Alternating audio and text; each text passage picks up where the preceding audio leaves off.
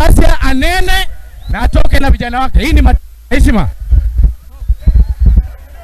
Haya, mimi sina mambo mengi, nimekuja hapa kwa sababu Mheshimiwa Godliver alikuwa rafiki yangu, na mimi najua wakati Mheshimiwa Godliver nilipata habari, nilikuwa kiongozi wa kwanza kuja kuleta rambirambi zangu, na ingekuwa makosa sana kama leo kuja hapa, sababu mimi ni kiongozi wa huku na mimi kwa hapa.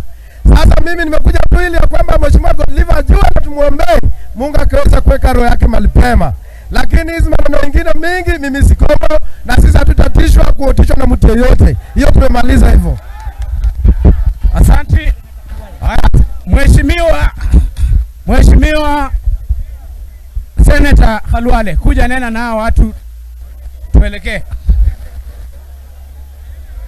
Sio umemaliza ama bado?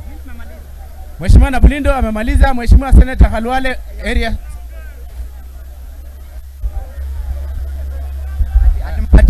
Haya, karibisheni Nuru Okanga, mtu ya Horere, dakika moja. Haya,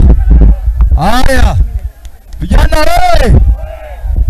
wewe, asanteni sana. Mimi naitwa Nuru Okanga kutoka Kakamega County, Matungu constituency, Horere.